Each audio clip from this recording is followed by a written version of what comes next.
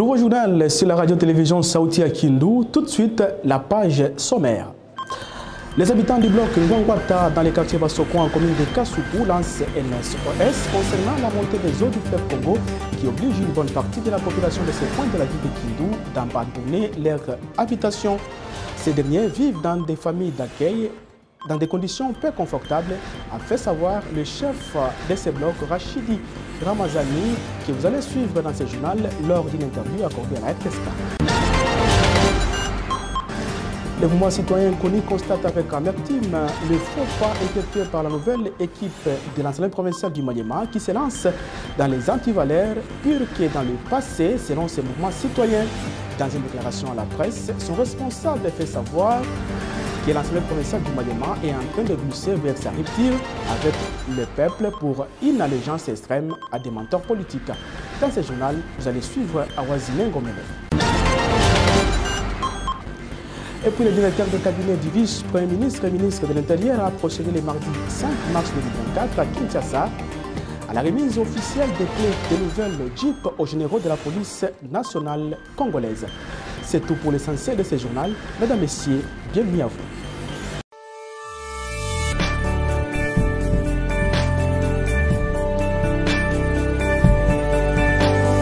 Radio Télé Sauti à Kindu, la chaîne de chaque jour.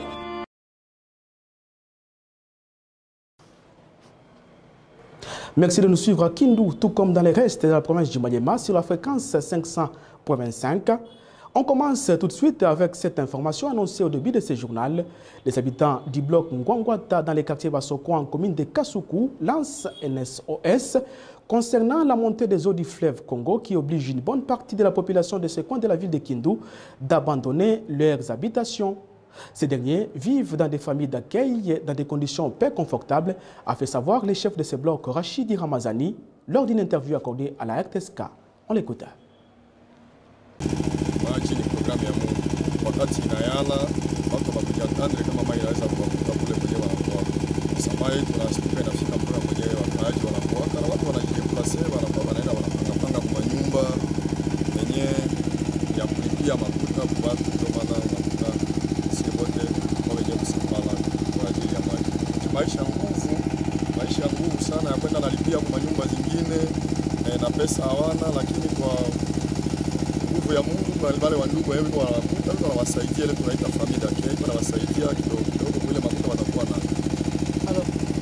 Ombi yangu kwa viongozi ni kusema tu kama Mungu atawaingia wasaidie wakaaji kwa magumu wao wanapata ya maji. Basi maji haiko wao ndio waliita, haiko wao ndio mfano wao, ni mfano wa Mungu. Mungu ndio analeta maji kwenye biko, ndio maana maji yanapata. Kama serikali yetu wa wasimamizi watakuwa na moyo safi kusaidia wale watu, wanawasaidia. Toujours dans ces registres, la route qui mène vers les cimetières Makala se trouve dans un état de délabrement très avancé. Les usagers, surtout ceux qui partent pour enterrer leurs proches décédés, éprouvent d'énormes difficultés. Ces derniers demandent au gouverneur des provinces d'intérim de trouver une solution rapide pour leur permettre de circuler librement. Ils se sont confiés en ces termes au micro de la RTSK. Kupitia habari ya barabara ni mbovu sana. Kwa sababu wakati saa tunakuwa na gouverneur njo baba yetu. Wakati na tunachagua wa député njo baba yetu tena. Banaweza kuangalia njia transport ba mama banapita, metogari inapita, mamoto inapita, kule njo mazishi yasie bote. Na mie mwenye kusema na ba député na gouverneur njo kwenye mazishi yetu kule. Tunaomba kwa viongozi mtusaidie kama tumaini yetu kututengenezea njia kutoka Kubasoko mpaka Lusomba. Sio tunaona njia ya barabara vere Lusomba hadi Kilima Makala ni mbaya sana. Ndio maana tunalomba kubwa wa nchi hasa gouverneur utusaidie juu ya ile barabara iwe salama na amani. Tunateseka sana kwa gari, hakuna namuna ya kwenda wala mamoto biziba inapita. Gari ikienda lingine naanguka watu banalumia. Ndio maana tunasema msaada itoke kwako papa gouverneur utusaidie sana kwa msaada. Kutoka hapa mpaka kule kwa simetieri njia ni mbaya sana. Batu tengeneze. Jana nilifika kule mvule kanyesha matope. Batu biko nashinda hata kugisi ya kupita kwenda kule kupori kule na kwenda kuzika batu biko nashinda kupita. Gouvernement tutengeneze njia, tunateseka sana. Hii habari yako kwa simetieri tunateseka. Batu tengeneze mabalabala ko ni mbaya sana. Ndio yenye kilio ketu tuko na alia batu tengeneze balabala ni mbaya. Et puis, bientôt, la ville de Kindu sera desservie en courant électrique grâce à une centrale photovoltaïque qui sera construite dans le quartier Luama par la société Nourou. L'annonce a été faite par les community managers de cette société au cours d'une visite effectuée sur le lieu où sera érigée la centrale. Blaise Bilembo confirme par la même occasion que ce projet va débuter dans les prochains jours. Il a dit au micro de nos confrères de Omega Radio et Télévision. Bonjour, je suis Bilembo Blaise, Community Liaison des Nourou à Kindu. Je vous présente ici le site des Nourou qui se trouve dans la ville de Kindu. La ville de Kindu, le chef-lieu de la province du Maniema. Cette ville de 3 communes qui est traversée par le majestueux fleuve Congo. Et le site des Nourou, c'est dans ces quartiers, les quartiers Luama, dans la commune de Kasuku. La centrale sera construite ici, qui va desservir la ville de Kindu, aujourd'hui dans les Noirs. Le dimensionnement de ce site représente une superficie d'environ 8 hectares. La centrale et d'autres bâtiments seront construits ici. Et en ce jour, toute la communauté de la ville de Kindu est informée de ce projet qui est en cours. Et enfin, la ville de Kindu soit Nourou ou soit éclairée. Je vous remercie.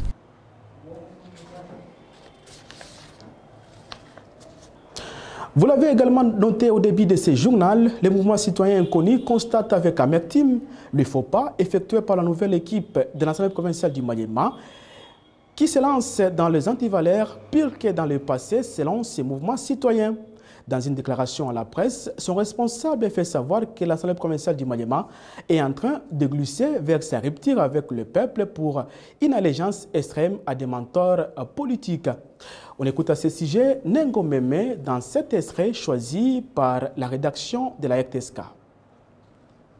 Dans ce 4e cycle électoral général, nous avons jeté des fleurs à la population électrice pour la volonté de sanctionner les politiciens en renouvelant à près de 80% la composition de l'Assemblée provinciale du Maniema. Il est cependant regrettable de constater que dès le premier pas, la nouvelle équipe de nos représentants fait un grand faux pas en versant dans les mêmes antivaleurs, d'ailleurs pire que dans le passé, au point que cela augure d'un avenir incertain pour la province. Notre Assemblée provinciale, qui est cette fois créditée de grands intellectuels, d'hommes expérimentés et même de jeunes Turcs au sang neuf et aux idées novatrices, est en train de glisser dangereusement vers sa rupture avec le peuple pour une allégeance extrême à des mentors politiques qui n'ont la moindre cure, le moindre souci du Maniema. Forte de certaines majorités arithmétiques issues des résultats encore provisoires, non encore confirmés par l'autorité judiciaire compétente, l'Assemblée provinciale a déjà donné au Maniema son nouveau gouverneur à la majorité de 17 voix sur 22. La preuve est que tous les 17 élus provisoires, avec à leur tête un président du bureau provisoire, se sont mobilisés pour aller déposer la candidature de leur gouverneur sans que le Maniema soit informé du programme que celui-ci envisage pour son avenir. Une autre preuve que le gouverneur est le leur et de sa tribu et non au Maniema tout entier, c'est cette communication que nous avons tous suivie par la presse d'une communauté tribale qui s'est réunie à Kinshasa pour jubiler autour de l'élection prématurée de son digne fils, alors très peu connu dans les milieux. Ouvrons à présent la page nationale dans ce journal. Sachez que le général-major Bombele, commandant du service d'éducation civique, patriotique et action sociale de FARDC, a tenu une causerie morale au cours de laquelle il a mis en évidence les relations entre les civils et le militaire, surtout dans cette période. Reportage. askari ya hii jeshi ya Congo, notre serment. Ne jamais trahir le Congo. Ne jamais trahir le Congo. Ne jamais trahir le Congo. Le général-major Bombele Lola Camille, commandant du service d'éducation civique, patriotique et action sociale des FARDC, était en causerie morale avec les militaires de la garnison de Goma, toute unité confondue. Au cours de cet entretien, il était question pour le général Bombele Camille d'appeler ses hommes de troupes surtout à la discipline et à une parfaite collaboration avec la population. Civil, il faut battre la bamona biloko na bango. Il ne faut pas biloko ya civil et comme ao biso ba soldat to sakana nango ko boto la bamona makasi. Parce que teni toza kolata, bottine toza kolata, chapeau toza kolata, ceinturon toza kolata. Ba civil mutu ba ko sombela biso. Faut boyeba ka contribution na bango. O ba ko sala impôt na bango. Nde ko sombela biso tenue militaire, et ko sombela biso arme, et ko sombela biso ba avion de chasse. Donc, civil alors, civil, il faut toute la reconnaissance, il faut toute la respect. Pour le patron du SECAS, le chef de l'État, Félix-Antoine Tshisekedi Tshilombo, veut voir tous les militaires être de vrais patriotes en étant efficaces devant le terroriste M23 RDF.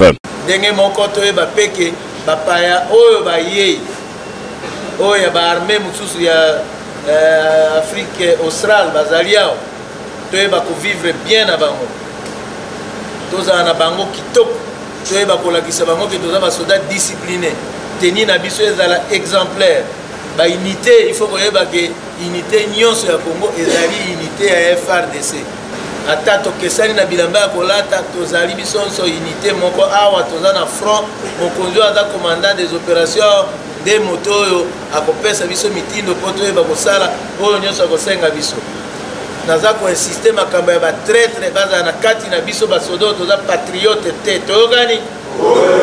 Soulignons que le général-major Bombele Lola Camille a tenu cette causerie morale pour transmettre le message de réconfort à tous les militaires engagés au front contre les terroristes du M23 au nom du chef de l'état-major général des FARDC, le général d'armée Chiwewe Songesa Christian. Représentant son chef, le directeur de cabinet du vice-premier ministre et ministre de l'Intérieur a procédé le mardi 5 mars 2024 à Kinshasa à la remise officielle des clés des nouvelles Jeeps aux généraux de la police nationale congolaise. Suivez ce reportage. Représentant son chef empêché, le directeur de cabinet du vice-premier ministre, ministre de l'Intérieur, Sécurité et Affaires coutumières, a procédé ce mardi 5 mars 2024 à Kinshasa à la remise officielle des clés des nouvelles Jeeps aux généraux de la police nationale congolaise.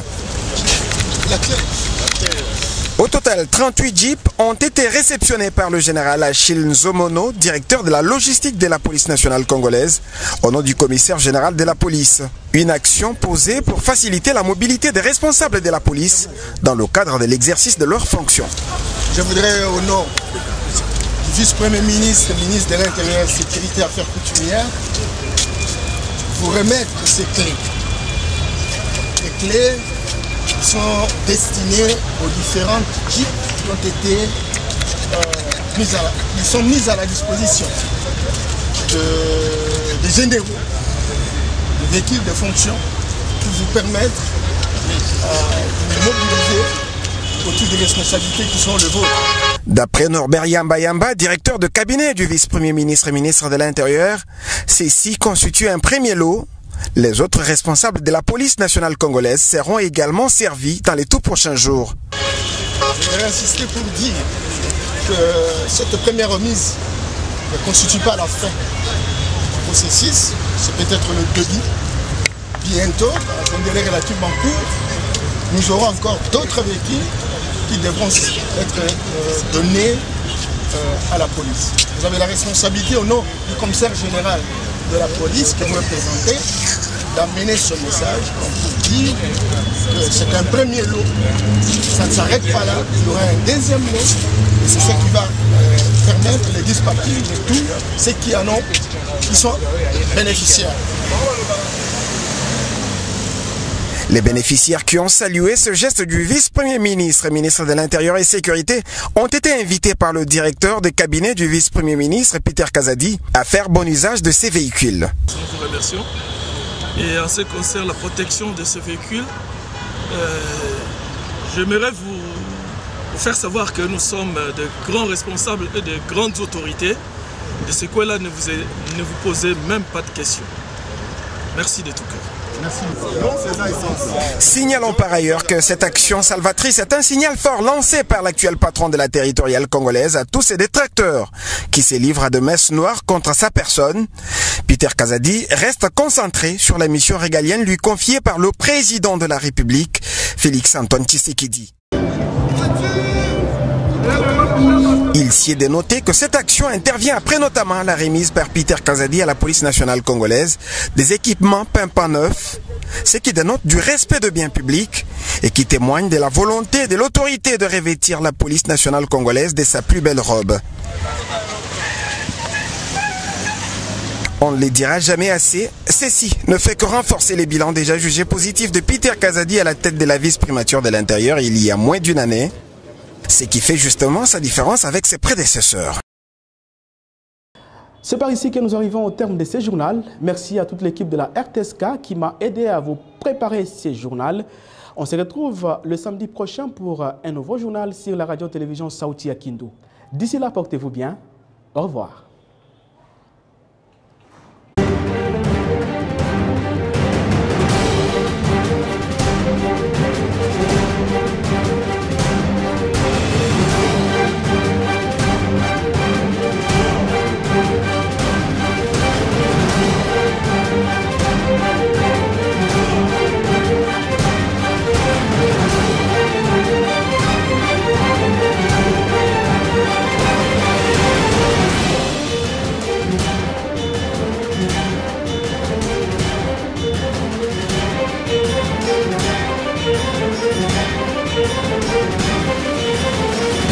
Thank you.